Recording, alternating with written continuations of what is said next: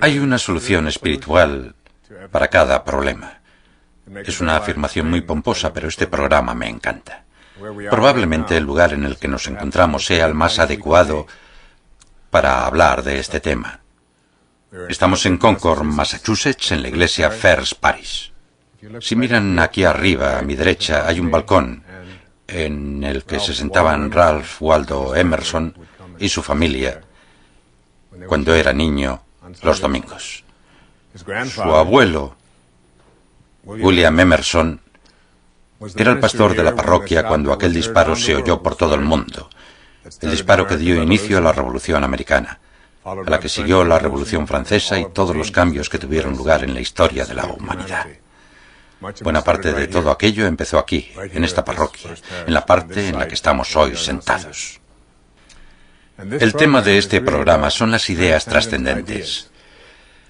La idea de que dentro de cada uno de nosotros hay algo más que la mayoría de nosotros ni siquiera hemos empezado a aprovechar y que nos permite crear soluciones para lo que en nuestra vida llamamos problemas.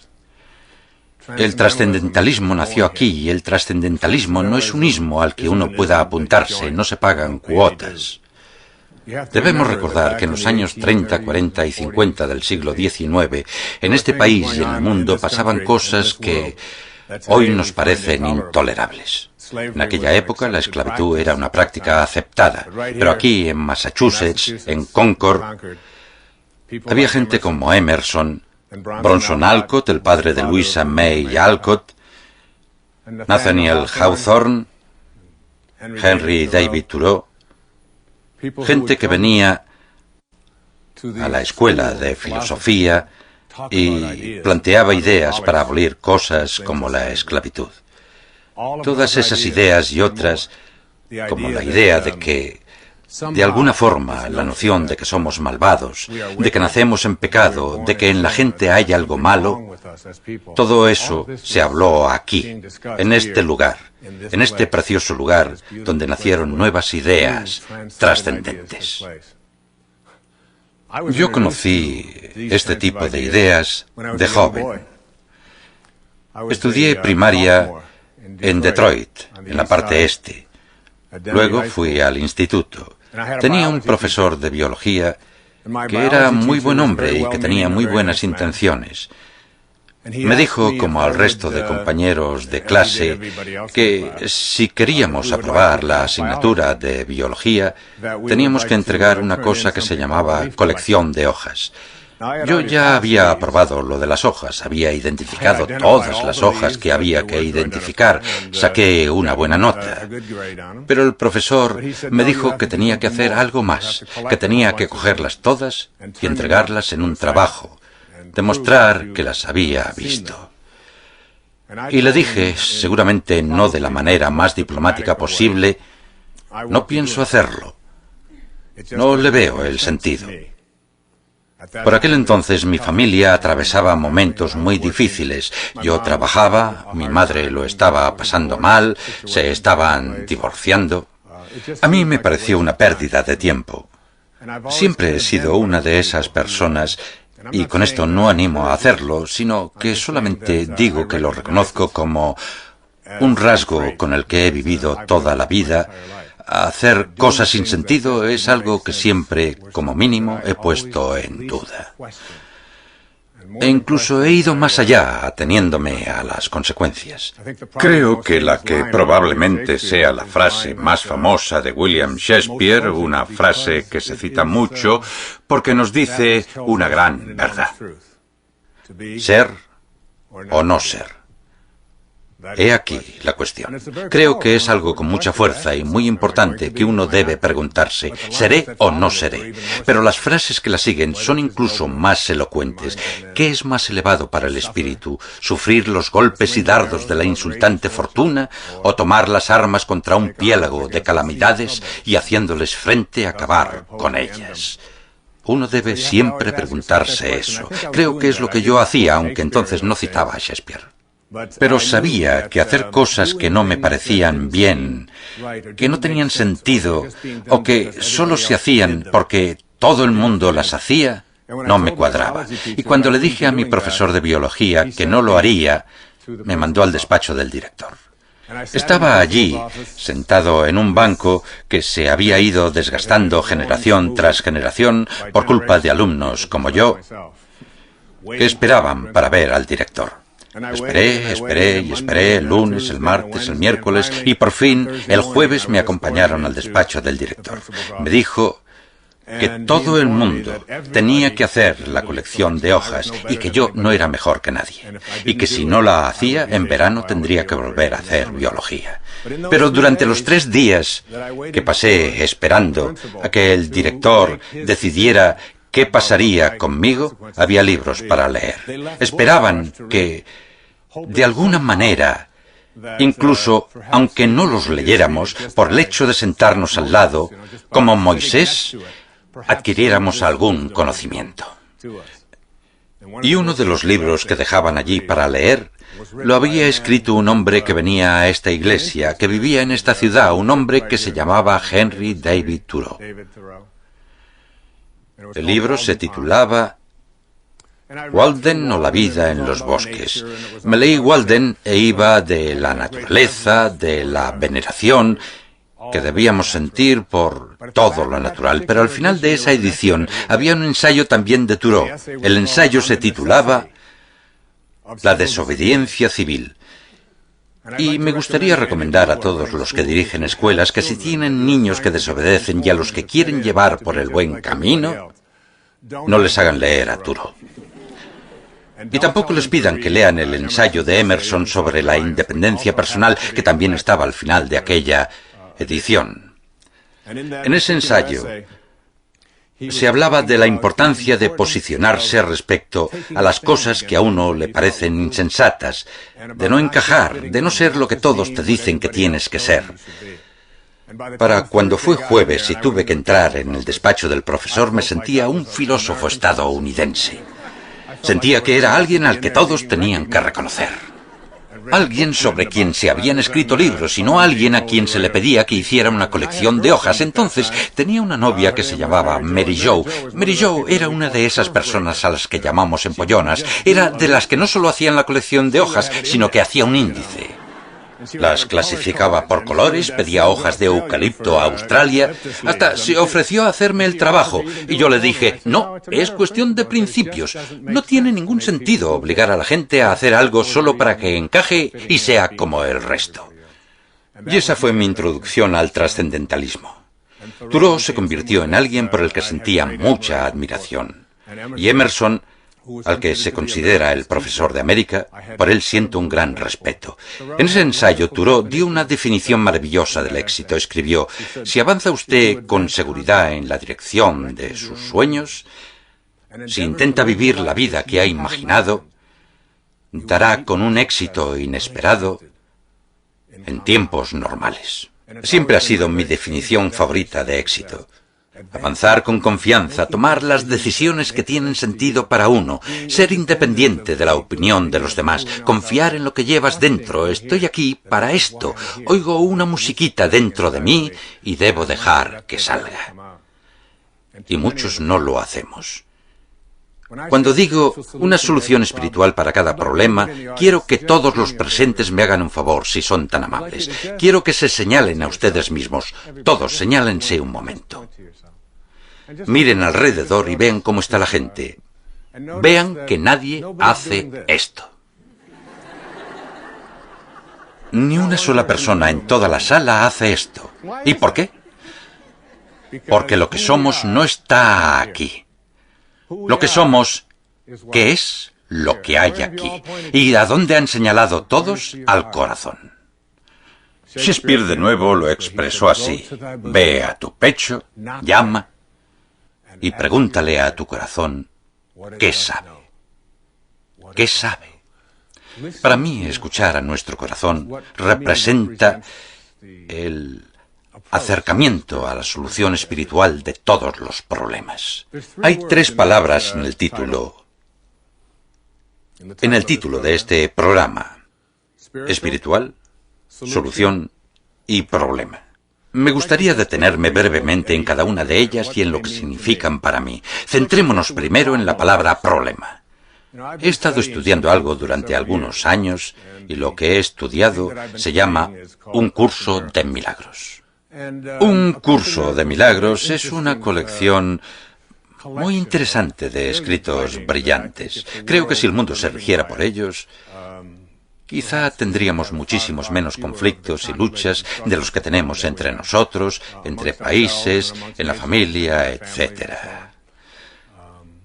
Una de las frases con las que di leyendo un curso de milagros me impactó muchísimo y no he podido quitármela de la cabeza. La frase es la siguiente: no tiene ningún problema, solo cree que tiene un problema. No tiene ningún problema, solo cree que tiene un problema. Nuestros problemas, las cosas que llevamos dentro de nosotros, si pudiéramos reconocer que lo que llamamos problemas, da igual lo que sea, y no estoy aquí delante de ustedes en la televisión diciéndoles que las preocupaciones económicas a las que se enfrentan todos los días, que las peleas a las que se enfrentan en sus relaciones, si podrán o no soportar las preocupaciones y retos relacionados con la salud, todas esas cosas de nuestras vidas a las que hemos etiquetado como problemas. Quiero que recuerden dónde están. No están en lo que les rodea, están aquí dentro. Y todas ellas representan algo que yo llamo energía.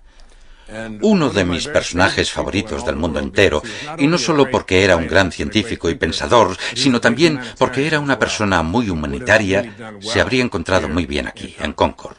Se llamaba Albert Einstein. Y Einstein dijo una vez: no pasa nada hasta que algo se mueve. No pasa nada hasta que algo se mueve. Todo es movimiento. Las cosas nos parecen sólidas. El reloj que llevo en la muñeca parece sólido. Pero si cojo un microscopio y aumento la lente, si lo miro con un microscopio muy potente, veo que es un baile, que está vivo. Tiene moléculas. Dentro de esas moléculas hay todo tipo de átomos pequeñitos. Dentro de los átomos hay electrones, neutrones, protones, crutones y yo qué sé. Todas esas cosas que memorizamos en las clases de física y todo eso. Y luego hay una cosa nueva, la física cuántica. Miramos dentro de los electrones y encontramos partículas subatómicas y partículas subsubatómicas, y lo que descubrimos con todo esto es que todo es energía. Ahora están viendo un decorado de televisión, y ese decorado de televisión tiene algo que se adentra en sus casas y que se llama energía. Ustedes lo miran, así que hay energía visual. Oyen sonidos, ahora mismo están oyendo mi voz, con que hay algo en el aire entre su aparato receptor y mi habla ahora mismo. Eso se llama ondas sonoras. Y no es más que energía. ¿Y cómo entra esa energía en nosotros? Entra a través de los sentidos, de los oídos y los ojos. Y si nos tapáramos los oídos y cogiéramos toda la energía que llega a la sala, a nuestros oídos, y justo antes de que llegara a nuestros oídos se la mandáramos a un científico y le pidiéramos un informe sobre la energía, cuando miráramos el informe que nos devolvería para saber qué hay, qué es esto, la respuesta sería: hay mucho movimiento, hay mucha energía, parte muy rápida, parte muy lenta, parte potente, parte no tanto. Yo le preguntaría: ¿hay problemas en el informe? No, en la energía no hay problemas. Llega potente o no, llega rápida o lenta. ¿Y saben qué? Este es uno de los principios más importantes que pueden aprender y llegar a dominar en términos de identificar las cosas a las que llamamos problemas. La energía solo se vuelve algo que convertimos en problemas cuando, ya metida en nuestra cabeza, empezamos a procesarla de una forma determinada. Y mientras la procesamos de una forma determinada, nos vamos diciendo: esto va a empeorar. Estoy viviendo una experiencia terrible. Mi economía, acabo de tener una enfermedad muy grave o lo que sea. Y cargamos con todas esas cosas. Lo que quiero que hagan en algún momento es abrir la Torá o el Antiguo Testamento, que lean el primer versículo del Antiguo Testamento o de la Torá. Y el primer versículo de la Torá, estos textos espirituales antiguos en los que todos confiamos y por los que nos regimos, dice, al principio, creó Dios los cielos y la tierra. La mayoría hemos leído al menos el primer versículo del primer capítulo del Génesis, ¿no? Y lo entendemos. Ahora vamos 31 versículos más adelante donde pone, y Dios vio que era muy bueno cuanto había hecho. Estamos ante una especie de gran acertijo, una dificultad para la mente. Dios lo creó todo. Y todo lo que creó Dios era bueno. Por lo tanto, ¿cómo podemos explicar lo malo? ¿Cómo explicamos el mal? ¿Cómo explicamos los problemas? ¿Cómo explicamos tantas cosas que forman parte de nuestra vida, de nuestra conciencia? Deben entender que todas esas cosas surgieron cuando inventamos algo llamado ego. Y el ego no es más que una idea que llevamos dentro. Y esta idea que llevamos dentro dice que yo soy alguien aparte, independiente de esta fuente de la perfección en la que me crearon. Que estoy separado de ella y que como resultado de esa separación soy lo que tengo, lo que hago, lo que la gente piensa de mí, mi reputación, y estoy separado del resto de personas y separado de Dios. La otra frase con la que di leyendo un curso de milagros y en la que también aparece la palabra problema es la siguiente. Si usted tiene un problema, el único problema que tiene es que cree que está separado de su fuente. El momento en que asumimos la idea de que estamos separados de nuestra fuente y dejamos de creer en la integridad de nuestra mente, el momento en que asumimos eso, empezamos a desarrollar algo llamado problemas, algo llamado falsas ideas. Y me gustaría decirles que todos los problemas que tenemos, tal como lo veo yo, no son más que un error, una idea falsa. ¿Y cómo hacemos algo con estos errores que tenemos?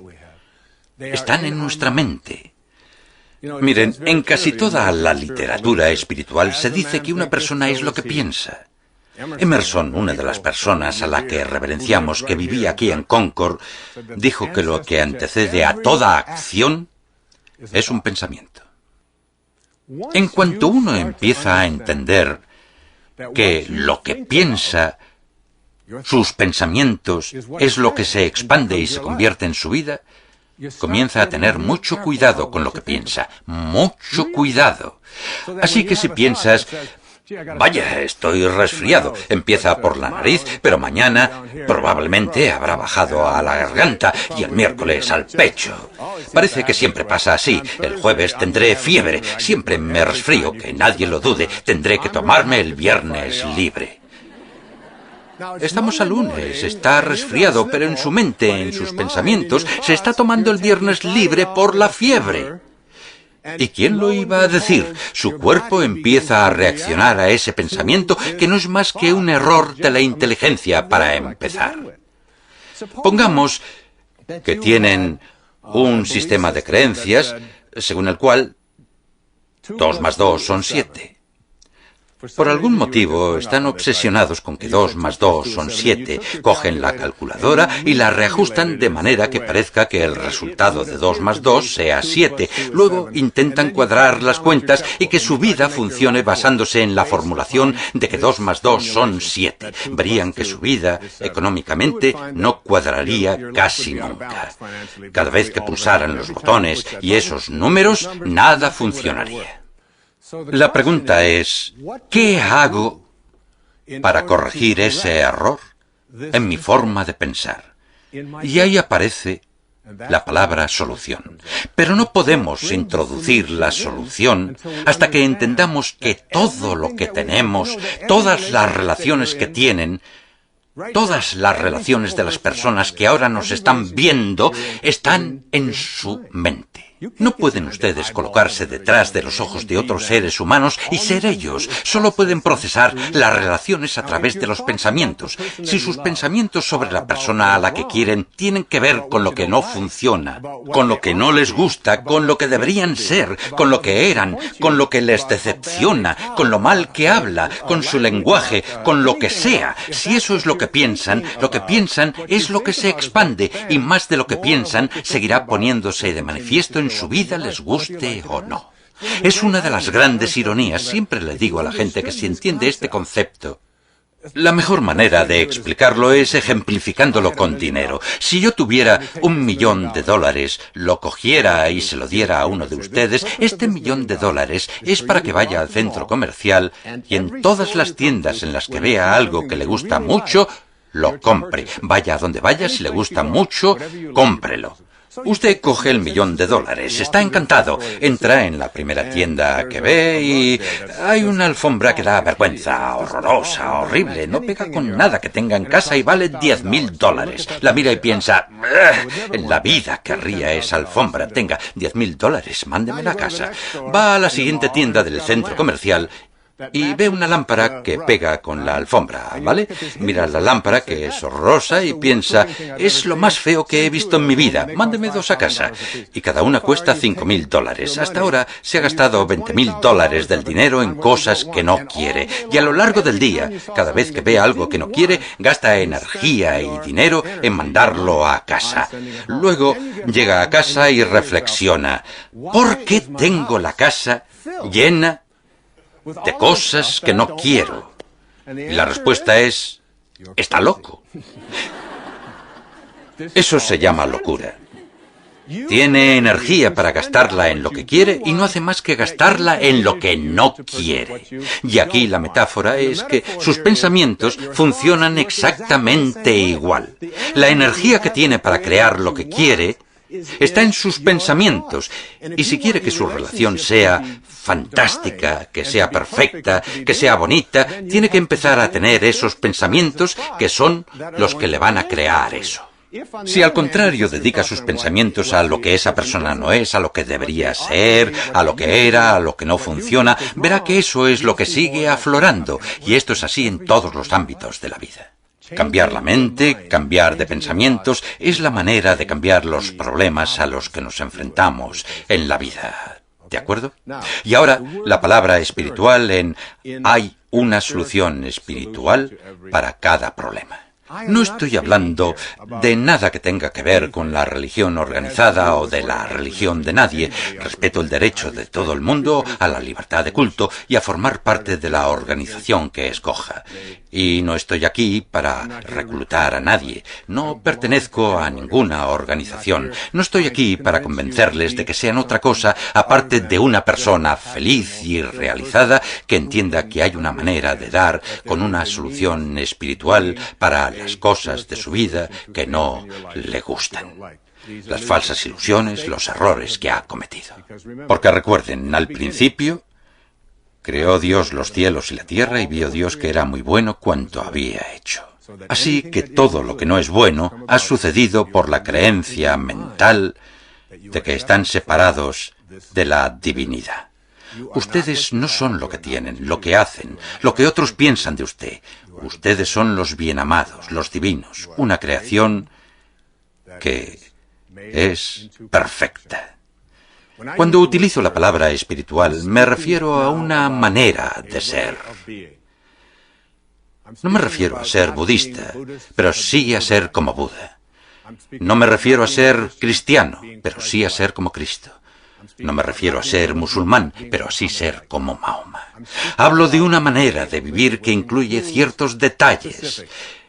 El amor incondicional, la capacidad de poder corresponder con amor al odio, a la ira, al temor, la capacidad de vivir eso. Hablo de la capacidad de entender quién soy. No soy un ser humano que tiene una experiencia espiritual, sino lo contrario. Lo que soy en realidad es un ser espiritual que tiene una experiencia humana. Hay una parte de mí que es infinita, que no ha nacido. Hay una parte de mí que no muere. Siempre digo que una de las claves para ser más consciente de esto es tener la capacidad de salirse de quien se es y de convertirse en el observador de la vida de uno mismo. Y cuando se hace eso, se entra en sintonía con lo infinito. Carl Jung, en mi opinión, uno de los grandes maestros que han habitado la Tierra, dijo que la cuestión más relevante de la vida de una persona es su relación con lo infinito. En cuanto se tiene esa relación con lo infinito, hace algunos años escribí un libro que se titula Tu yo sagrado. Y en ese libro hablaba de la diferencia entre el ego, la parte de cada uno de nosotros que quiere demostrar que tenemos razón, y la parte que quiere estar tranquila. Y en una charla se me acercó una mujer, una de esas personas que te comentan algo del libro, y me dijo, he leído su libro y no me ha servido para nada. Le dije, muchísimas gracias, se lo agradezco. Me dijo, para lo único que puedo decirle que me ha servido es para que después de haberlo leído la muerte no me dé miedo. Y le dije, ¿y un libro solo le ha servido para eso? Es algo que a todos nos horroriza y leyó el libro. Sí, me dijo, con la lectura creo haber entendido que todos somos un alma infinita. A lo que contesté, bueno, es que quizá ese fuera el mensaje que tenía que aprender. Para mí espiritual significa esto. También significa volverse tranquilo. Ser capaz de establecer un contacto consciente con tu fuente. Dejar de tener la sensación de que todo debe hacerse en voz alta, de que tengo que estar constantemente hablando. Para mí la meditación es una parte importantísima de mi vida. A la gente que dice que no tiene tiempo para meditar le digo, va en coche. No. Va y vuelve del trabajo en coche. No, pues sí, 30 minutos de ida y 30 de vuelta. Y les pregunto, ¿cuánto tiempo cree que invierte todos los días en semáforos en rojo? La persona contesta, bueno, me pararé como mínimo 6 o 7 veces y le digo, eso es 1 o 2 minutos cada vez. Sí, y añado, lo que yo hago en los semáforos en rojo es pararme porque mi coche se ha detenido y mi cuerpo está en el coche y por lo tanto se ha parado. Lo único que aún está en marcha es la mente, ¿verdad? A la gente le digo que emplee ese minuto o 2 para cerrar los ojos, respirar profundamente unas pocas veces y entrar en contacto consciente con su fuente, conectarse de nuevo a su fuente. Siempre habrá alguien que le avisará de que se le ha acabado el minuto. No falla, ¿verdad? La mayoría de nosotros no entendemos que el asunto este de entrar en contacto consciente puede demostrarse y si se logra entender, yo pienso que mi fuente es el mar. Y que yo soy un vaso. Si cogiera el vaso y lo metiera en un mar de abundancia y preguntara, ¿qué tengo aquí? Lo que tengo es un vaso de mi fuente. No es muy grande, ni muy fuerte, pero es un vaso de mi fuente a la que siempre estoy conectado. Y si cogiera una gota de esta fuente, la vertiera aquí y le dijera a la gota de agua, me gustaría que crearas vida y la preservaras, que obraras milagros, que acabaras con todos mis problemas. Miras la gota de agua separada de su fuente y ves que cambia de estado, pasa de ser un líquido a ser un gas, y al final acaba volviendo a la fuente. No tiene ningún otro lugar al que ir. Solo hay una fuente, pero mientras la gota de agua está separada de su fuente, pierde todos los poderes de la fuente.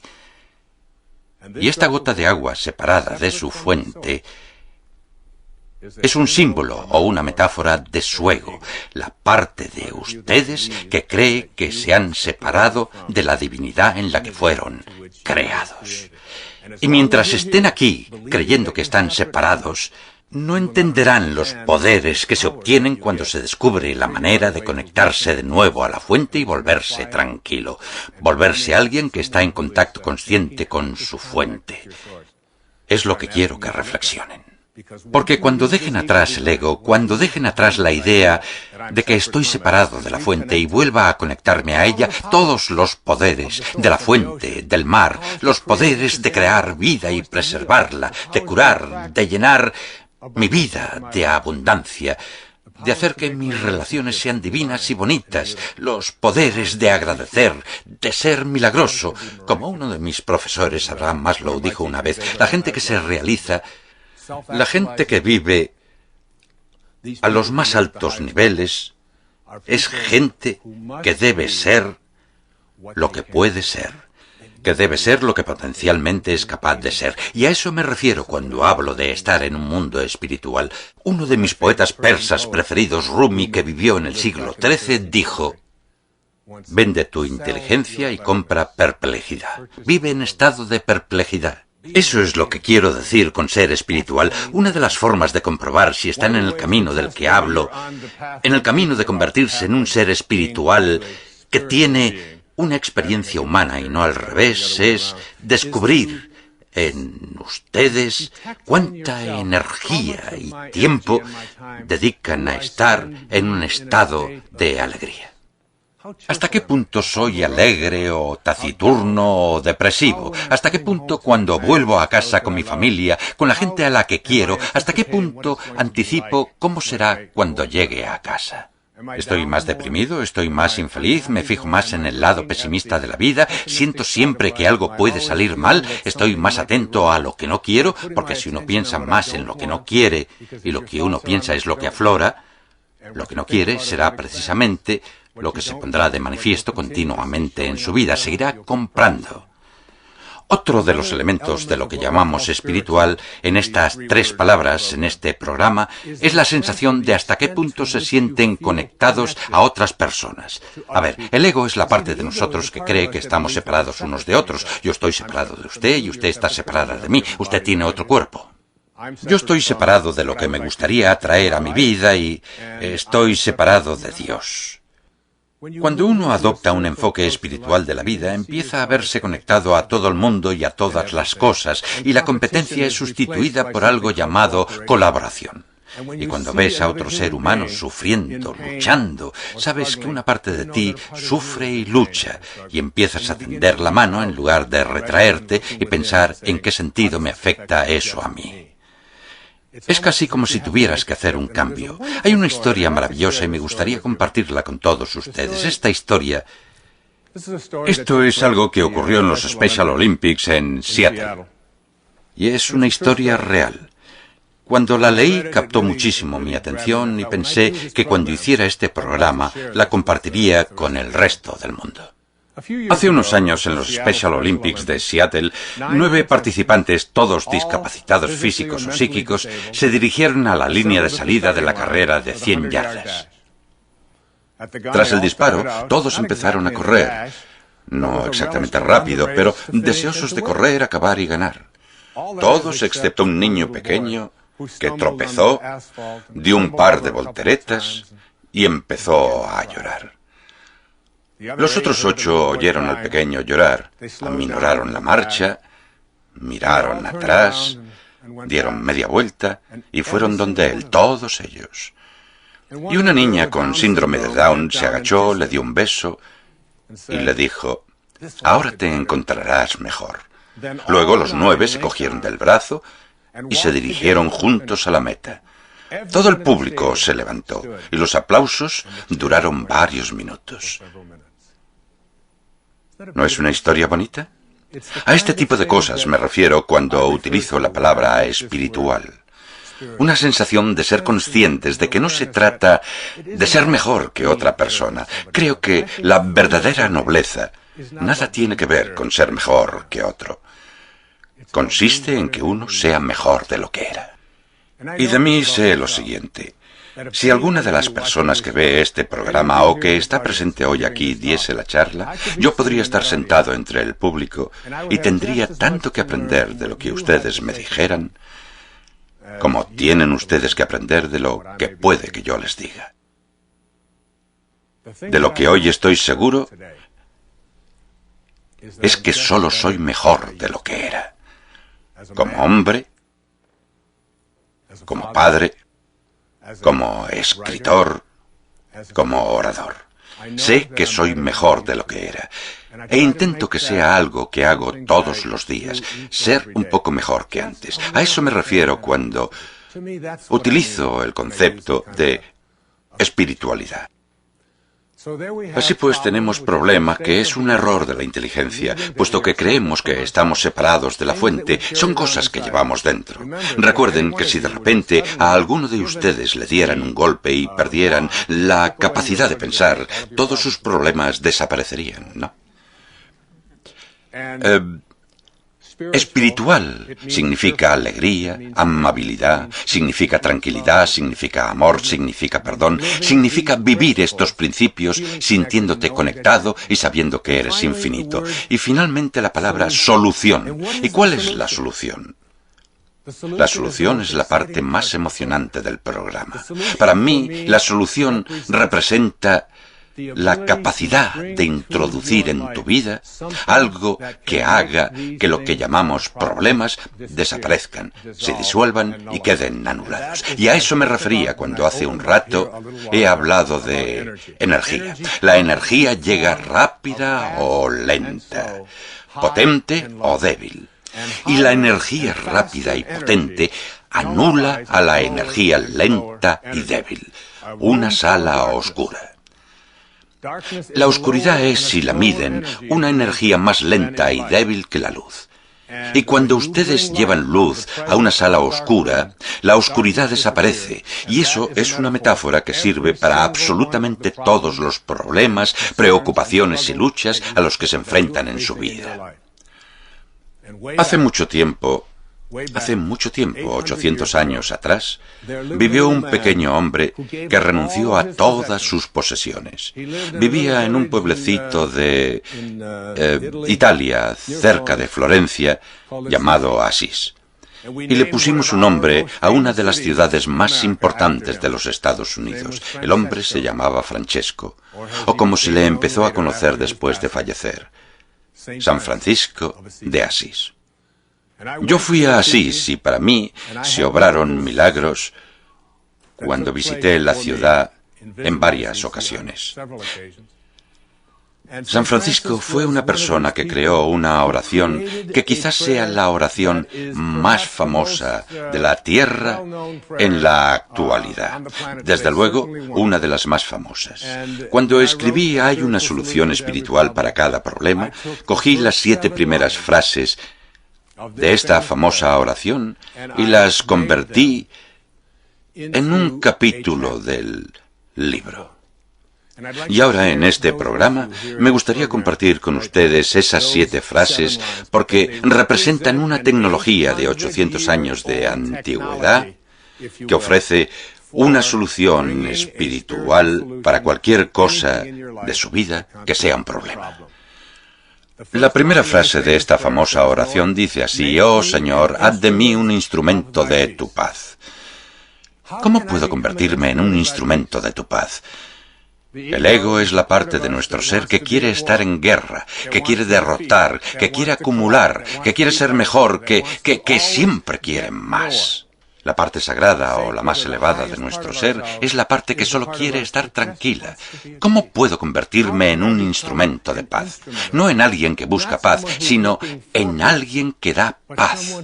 Todos los días hay oportunidades. Hace unos días estuve en una gasolinera donde había un tren de lavado y había un joven, tendría unos 18 o 19 años. No hablaba inglés muy bien y no acababa de entender cómo funcionaba el tren de lavado. Había metido $2 y por lo visto se necesitaban 3. Estaba allí esperando para pagar el lavado del coche e intentando descubrir por qué no lograba que funcionara. Yo acababa de poner gasolina, entré y detrás del mostrador vi a un hombre riñendo al joven, humillándole, hablando con él. Y como el chico no entendía bien el idioma, le hablaba más alto. Ya saben que la gente lo hace. Si alguien no te entiende, dices: «¿He dicho qué?». Te contestan: «No le entiendo», y entonces lo repites más alto aún. Eso es lo que estaba haciendo aquel hombre, y vi que aquello era una oportunidad allí mismo, en aquel momento, de convertirme en un instrumento de paz. Puse el brazo sobre los hombros del joven y le dije: «Ven conmigo». Fuimos a la máquina, saqué $1, lo introduje y el joven se fue extremadamente feliz. pequeño incidente. Este tipo de cosas les sugiero que piensen en el día de hoy, en 5 ocasiones en las que puedan ser un instrumento de paz, y encontrarán una en el camino de regreso a casa, en la autovía. Encontrarán a alguien que no les dejará incorporarse, encontrarán a alguien que no les dejará adelantar, y en lugar de molestar a esa persona, de enfadarse con ella, intenten mandarles algo llamado paz. En el salpicadero del coche llevo una frase maravillosa que dice así: puedo escoger la paz en lugar de esto. Y siempre me recuerda que, independientemente de lo que esté viviendo, quiero ser un instrumento de paz.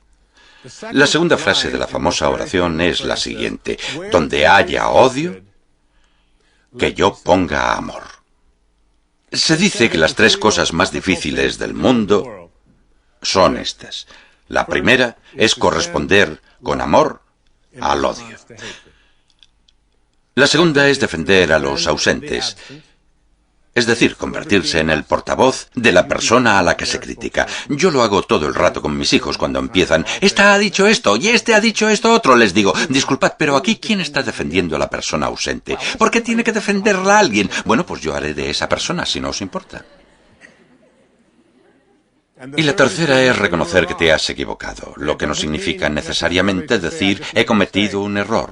Significa decir: llevo años escogiendo mal con la mente. He estado fijándome en lo que no quiero, en lo que los demás esperan de mí, en cómo debería ser el mundo, en cómo era antes, y no entiendo por qué no hace más que aflorar lo que yo no quiero, lo que los demás esperan de mí, lo que desprecio. Debo reconocer, casi debo redactar de nuevo el acuerdo que tengo con la realidad. Hay una mujer a la que admiro muchísimo y que falleció hace poco. Se llamaba Madre Teresa. Una mujer a la que adoraban personas de todo el mundo, independientemente de la religión que profesaran. Y esta es una de las cosas que decía la Madre Teresa. Cuando la gente me pregunta cómo hacerlo, cómo hacer que esto funcione, les digo: esta es una manera. Y la introduje en el libro, y quería decirla en este programa. Se llama El análisis final. La Madre Teresa decía lo siguiente, y es algo lleno de belleza, y tiene mucho que ver con lo que decía San Francisco en el siglo XIII, porque era un hombre al que ridiculizaban en todas partes. Iba por ahí intentando enseñar a la gente, ofreciéndole la solución espiritual a sus problemas. Si en su mundo hay odio, eso es un campo energético con energía de menos potencia y más lenta que la energía del amor. Si llevas el amor ante la presencia del odio, invalidarás el odio como la luz invalida la oscuridad. Pero casi todos nosotros, cuando vemos odio, reaccionamos de la misma manera. Hay un libro maravilloso al que le tengo mucho cariño, titulado El poder contra la fuerza. Lo escribió un psiquiatra llamado David Hawkins. También es doctor en psiquiatría. Nos habla de que el género humano no ha evolucionado porque cada vez que tenemos una disputa, lo que hacemos en esa disputa es que si alguien siente odio o ira o alguna de esas energías tan y tan poco potentes, reaccionamos con la misma energía, con odio e ira. Y lo que hacemos es crear una fuerza contraria, y esa fuerza contraria debilita a todos los que estén en su campo energético. De Jesús, de Buda, de los grandes maestros espirituales, y la Madre Teresa era uno, se dice que cuando llegaban a un pueblo, su sola presencia, nada más, hacía que aumentara la conciencia de los allí presentes. Solo por estar ante alguien que irradia esta clase de amor, lo alteras y lo cambias. Y lo que dijo la Madre Teresa es lo siguiente: muchas veces la gente es poco razonable, ilógica y egocéntrica. Perdónalos igualmente. Si eres amable, dijo, la gente puede acusarte de tener motivos egoístas ocultos. Sé amable igualmente. Si eres una persona de éxito, te ganarás algunos amigos falsos y algunos enemigos de verdad. Ten éxito igualmente. Si eres honesto y sincero, puede que la gente te engañe. Sé honesto y sincero igualmente. Puede que alguien destruya en un momento lo que te ha costado años construir. Construye igualmente. Si encuentras la serenidad y la felicidad, puede que tengan celos. Sé feliz igualmente. El bien que hoy hagas, mucha gente lo olvidará mañana. Haz el bien, igualmente. Dale al mundo lo mejor que tengas y puede que nunca sea suficiente. Dale al mundo lo mejor que tengas igualmente. Mirad, dijo, en el análisis final es todo entre tú y Dios, no entre tú y ellos, con que igualmente. ¿A qué es bonito? Es de la Madre Teresa y deberían aplaudir porque se lo merece. Gracias.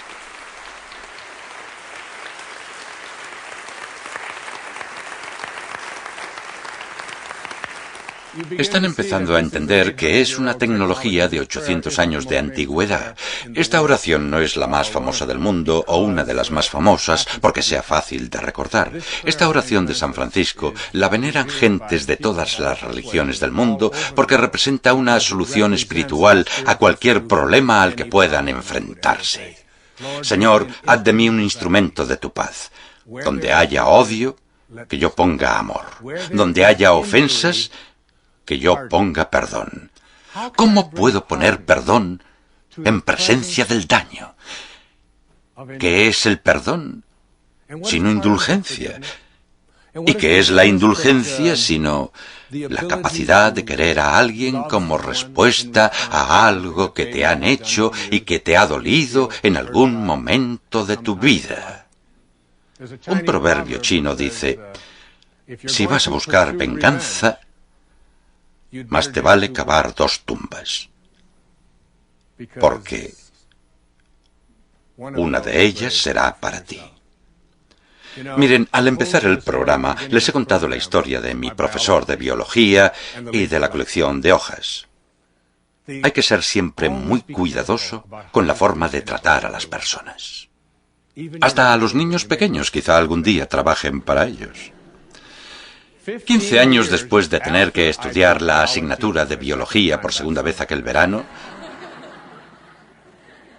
porque no hice la colección de hojas, me doctoré en la Universidad Wayne State de Detroit y me dieron la oportunidad de dar clases como profesor de la facultad, como profesor adjunto, el profesor Dyer.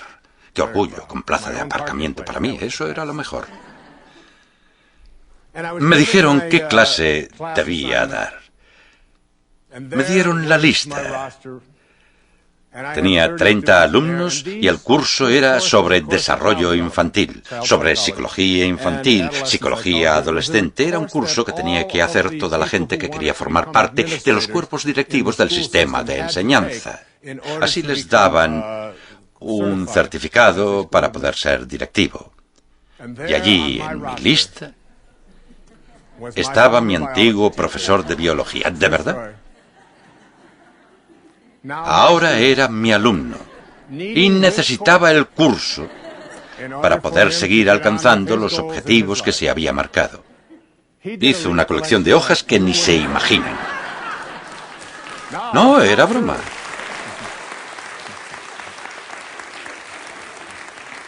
Nada de venganzas, ni siquiera se lo dije, pero pensé muchas veces en mandarle a Australia a por hojas de eucalipto.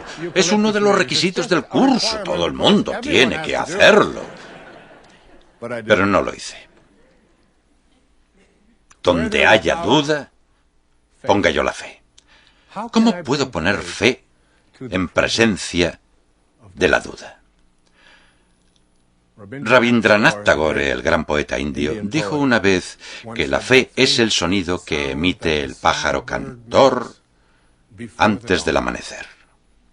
Antes del amanecer.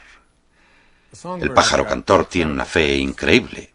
Sabe que el amanecer está llegando y la capacidad de cada persona de adentrarnos en nosotros mismos y encontrar algo dentro de nosotros. Hoy alguien me ha dicho, las cosas de las que habla están bien, pero yo soy ateo. Y yo le he dicho, intenten no pensar en ello en términos de pertenecer a un sistema perfecto o de pensar si Dios existe o no existe de la manera que le han enseñado. Intente pensar en ello como una presencia. Cuando esta noche se acuesten, mírense las uñas de las manos y sean conscientes de que por la mañana serán un poquito más largas que en el momento de irse a dormir. En el universo hay una fuerza que está por todas partes y esa fuerza no hace que a usted le crezcan las uñas y a usted no. Esa fuerza no permite que a usted le crezca el pelo. Vaya, no es un buen ejemplo. Esa fuerza no hace que a usted le lata el corazón y a mí no. Hay una única fuerza en todo el universo que hace que nos crezcan las uñas, que nos lata el corazón. Una fuerza que alinea los planetas, que abre las flores por la mañana. Y es una canción única, universal, universo. Una canción que conecta todo lo que hay en el universo. Es una manera de mirar el mundo desde una perspectiva espiritual. Donde haya desesperación, dijo San Francisco, ponga yo la esperanza. Miguel Ángel dijo una vez, el mayor peligro no es que nuestras esperanzas sean demasiado grandes y no logremos alcanzarlas, sino que son demasiado pequeñas y las alcanzamos. Yo dedico mucho tiempo a participar en programas radiofónicos por todo el país y me llama gente a la que le han diagnosticado una enfermedad terminal. A esas personas siempre les digo que si hay una energía que permite que se produzcan milagros, se trata de una ley que aún está en los libros, que no se ha revelado aún. Vayan a ese sitio. Vayan a ese sitio dentro de ustedes, ese lugar tranquilo en el que son conscientes de que pueden estar en comunión con su fuente y conectarse de nuevo a ella. Vayan allí y estén en paz. Busquen la dicha en su fuero interno, la isla interior, el Tahití interior que describió Melville y que les permite saber que no vivirán con desesperación, que vivirán con esperanza. Donde haya oscuridad, luz. Ya he hablado de la metáfora de la oscuridad y la luz. Una de las citas más bonitas de Ralph Waldo Emerson, Ralph, que se sentaba ahí, es la siguiente. No hay ningún objeto tan asqueroso que la luz intensa no pueda volver bonito. Y muchas veces nuestros pensamientos sobre la oscuridad, muchas veces por la noche la gente está tumbada en la cama sin ninguna luz en la habitación y la mente se adentra en toda clase de miedos, preocupaciones, situaciones de estrés. Yo le digo a la gente que dé la luz, pon luz, literalmente pon luz ante esa presencia, porque de día, cuando sales a la luz, las cosas no parecen lo mismo que de noche, ¿verdad? Y es esa luz, ese llevar la luz ante la presencia de la oscuridad. La luz es una energía potente y rápida. Si se lleva esa energía ante la presencia de esa energía más débil y lenta llamada oscuridad, esta se invalida, no puede sobrevivir y tampoco puede el odio, la ira. El amor perfecto pone en las Escrituras, el amor perfecto expulsa el temor. El temor no puede existir en presencia del amor. Y la tristeza no puede existir en presencia de la alegría. Donde haya tristeza, ponga yo alegría, dijo San Francisco. Voy a buscar una manera dentro de mí de llenar mi vida de alegría. Muchas personas de mi vida me han procurado grandes alegrías. Algunas están hoy aquí. Una es una mujer que ha trabajado para mí durante más de 20 años. Aún no he entendido el concepto de no tener accidentes y se lo he explicado una y otra vez. Cuando alcanzas el nivel de conciencia del que hablo, accedes a cosas llamadas intuición y perspicacia. Y ya no vuelves a caer de nuevo por estos mundos de problemas. Se llama Maya Levo, está sentada aquí. Gracias por haber venido, que Dios te bendiga. En mi vida hay muchísima gente maravillosa y con mucha fuerza. Todos han hecho algo por mí. Han aportado alegría en momentos de la vida de preocupaciones, miedo, sufrimiento, algo de tristeza. Cuando veo a estas personas, sé que estoy viviendo esa oración. Miren, cuando criaba a mis hijos, y aún lo hago, a una de las pequeñas, se llama Sky, de bebé le encantaba sentarse encima de mi estómago cuando estábamos en la piscina o en el mar. Se sentaba allí y le encantaba cantar. Y cuando se sentaba allí cantábamos una canción. Yo metía los brazos en el agua y ella se quedaba allí sentada. Tendría 1 año o 1 año y medio y se reía. Estaba siempre riéndose, guapísima. Y cantábamos una canción. Y recuerdo que volví un día a casa y escribí la letra porque me pareció que algunas de las cosas más sencillas que nos decimos continuamente a veces se repiten porque están llenas de sabiduría. Como la cita de Shakespeare que he empleado antes, ser o no ser. He aquí la cuestión. Es la cuestión fundamental que Emerson, Thoreau, Alcott, Hawthorne, Julia Ward Howe y toda esa gente que venía aquí, Louisa May Alcott, se preguntaba. Pedían a la gente que se fijara en su vida y buscara dentro de su propia divinidad, que no lo dudara y que no lo criticara. Y mientras cantábamos esa canción, me pareció que tenía mucho significado, que tenía mucho sentido. Y la canción dice así, casi todos ustedes la conocen, cantábamos rema, rema, rema. Y mientras cantábamos rema, rema, rema, yo pensaba que para mí eso significaba sal a tu vida y sé, trabaja, haz. Porque cuando naces, Khalil Gibran, el poeta libanés, dijo, cuando naces tu misión es colocada en tu corazón. Has venido a hacer algo. En este universo no hay errores. Los únicos errores son los que pensamos nosotros al creer que estamos separados de la perfección en la que fuimos creados. Rema, rema, rema en tu barca. No remes en mi barca. No remes en la barca de otra persona. No intentes remar en una barca porque alguien te dice que debes hacerlo. Rema, vive, trabaja en tu propia barca. ¿Y cómo remas en esa barca? Siempre con delicadeza, siempre con delicadeza, siempre con amor, siempre con paz, siempre con amabilidad. Rema en tu barca de esa forma, rema en tu barca con delicadeza, siguiendo la corriente. No remes contra la corriente. Te quedarás sin energía y no harás más que crear una fuerza contraria de frustración. Métete en la corriente de la vida y rema en tu barca con delicadeza, río abajo, con la corriente de la vida, con el gran Creador, con alegría, siempre jubilosos, siempre dichosos, con alegría, con alegría, con alegría, con alegría. ¿Y saben qué? Thoreau lo expresó de la siguiente manera. Dijo, nuestra verdadera vida es cuando estamos despiertos en nuestros sueños, porque la vida no es más que un sueño. Cantemos todos juntos, solo un momento. ¿Preparados? Row, row, row your boat gently down the stream. Merrily, merrily, merrily, merrily, life is but a dream. No es más que eso, solo un sueño. Que Dios les bendiga y gracias por haber venido.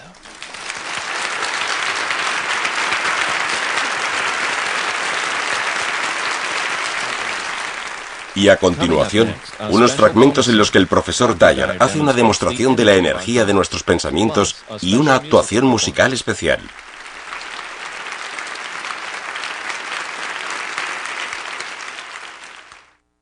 Todos los pensamientos tienen una energía. Todas las cosas del universo tienen una energía. Y esto no es solo palabrería científica. Estamos empezando a descubrir, a través del trabajo que han hecho algunos kinesiólogos, que todos los pensamientos tienen una energía. Y que hay pensamientos que tienen una energía muy débil y lenta, y que los hay que la tienen muy potente y rápida. Y esto puede medirse en términos de cómo nos afectan y qué impacto tienen en nosotros. Una de las mejores maneras de verlo es pidiéndole a alguien que no haya participado nunca en esto que salga para hacer una pequeña demostración. En El poder contra la fuerza, David Hawkins habla de esto de una manera que llama la atención. Yo he hablado de ello en este programa y también lo he comentado. He escrito al respecto en Hay una solución espiritual para cada problema, pero querría demostrárselo para que vean cómo lo lleva a la práctica alguien a quien no conozco y que está hoy entre el público. Me gustaría que saliera. Se ha presentado voluntaria y ya lleva el micrófono. Venga aquí y salude. Les presento a Eleanor. Eleanor, ¿verdad? Eleanor. Muy bien, encantado de conocerla. Igualmente. He dicho que necesitaba a una persona que se hubiese casado al menos 2 veces, alguien que hubiese vivido un divorcio, ¿vale? Lo que quiero es que se ponga delante de mí, mirándome, y que me diga su nombre completo. Eleanor Cory Wascovich. Wascovich. Tengo que vérmelas con Wascovich, ¿no? Yo también. Así que se casó con un tal Wascovich, ¿no? Tiene que quererlo mucho. Muy bien, Eleanor. Su nombre es Eleanor Cory Wascovich. ¿Es correcto? Sí. Muy bien. Quiero que extienda este brazo así y que cierre el puño, por favor.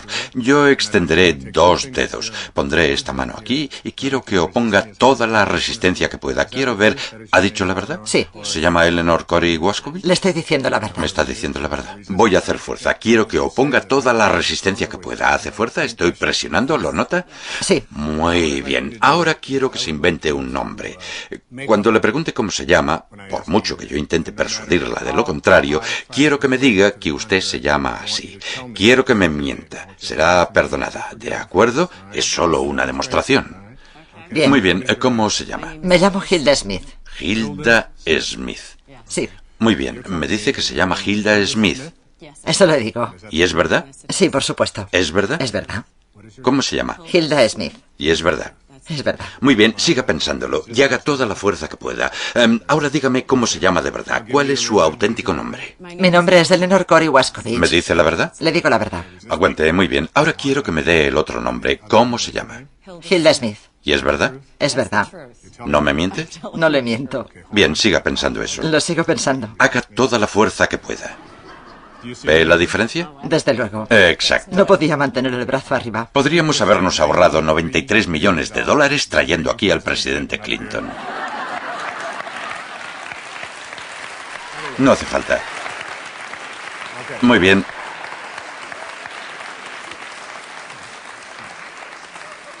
¿Podemos probarlo en casa? Claro que sí. Podemos probarlo en casa. Ahora lo que quiero que haga es que piense en su primer matrimonio. Hubo un momento en el que usted se dio cuenta o pasó algo y fue consciente de que ese matrimonio no podía seguir.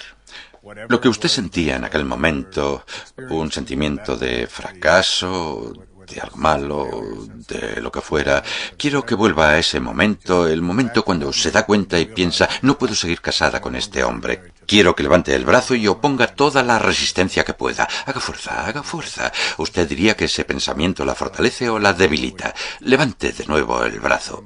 Vuelva a ese momento, ¿de acuerdo? Un momento triste, se nota, y oponga resistencia. ¿Diría que ese pensamiento la fortalece o la debilita? Ese momento me hizo fuerte. Vuelva a intentarlo, haga fuerza. Y entonces, ¿por qué puedo empujarle el brazo hacia abajo? No lo sé. Bien. Dígamelo usted. Muy bien, ahora quiero que piensen, ¿ahora está casada? Sí. ¿Está felizmente casada con Wascovich? ¿Va a hacerlo del brazo? No lo voy a probar, no pasa nada. ¿Ah, no? Muy bien, extienda el brazo. Quiero que piense en este momento. Quiero que piense en este matrimonio, en el hombre con el que está casada y lo que siente ahora por él, que está enamorada de este hombre. Extienda el brazo y oponga toda la resistencia que pueda. Aguante. ¿Diría que ese pensamiento la fortalece o la debilita? Me fortalece. Bien, pensar en su matrimonio actual y en la persona a la que quiere la fortalece más que... Quiero que piense en un momento de su vida y no quiero que lo comparta aquí en la televisión. Solo quiero que piense en un momento de su vida en el que sintió vergüenza. Algo que hizo Eleanor de niña, de mayor, lo que sea, de lo que se avergüence. No hace falta que lo comparta, pero quiero que se centre en ese pensamiento y en la sensación que se tiene a partir de este. ¿Cómo se vive ese momento? ¿Puede recordar ese momento? Muy bien. Extienda el brazo. Piense en algo que le da vergüenza. Se avergüenza de algo. O ponga toda la resistencia que pueda, ¿de acuerdo? ¿Qué diría? Que me siento débil. A ver, inténtelo otra vez. Aguante todo lo que pueda. Sí. ¿Siente Sí. vergüenza? ¿Preparada? Es casi como si no tuviera nada de fuerza. La vergüenza por algo hecho en las matemáticas de la conciencia tiene la mínima potencia, ¿de acuerdo? Ahora quiero que piense un momento en alguien de su vida que represente la energía espiritual más potente posible. Ya sea Buda, Jesús, la Madre Teresa, San Francisco, cualquier persona que haya estado en este planeta y que para usted simbolice los valores espirituales más elevados. ¿Quién sería? Para que todos podamos imaginárnoslo. La Madre Teresa. La Madre Teresa. Bien, extienda el brazo, por favor. Quiero que se imagine a la Madre Teresa y lo que significa haga fuerza. ¿Ese pensamiento la fortalece o la debilita? Está usted confundida, señora. Otra vez. La Madre Teresa. La Madre Teresa. Muy bien. Ahora quiero que se imagine a alguien que simboliza el mal. Le ayudaré un poco. Adolf Hitler, por ejemplo, ¿de acuerdo? Alguien que representa, que simboliza el hecho de meter a niños en hornos. Alguien que tenía una solución final. Alguien que es un símbolo de lo que nosotros despreciamos. O Charles Manson, por ejemplo. ¿Puede imaginarse a Hitler? Sí, sí.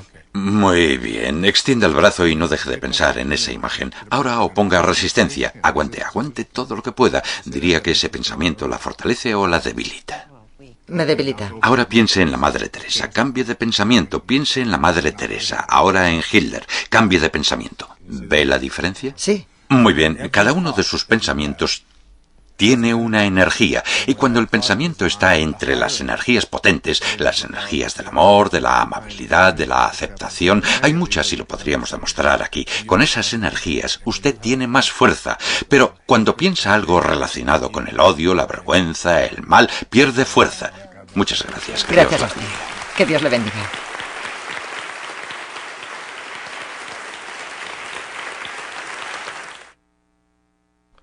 Amazing Grace, compuesta por John Newton. Acaban de oírme hablar de mi hija Sky, quien nos cantará una canción con la que siempre acabo mis charlas.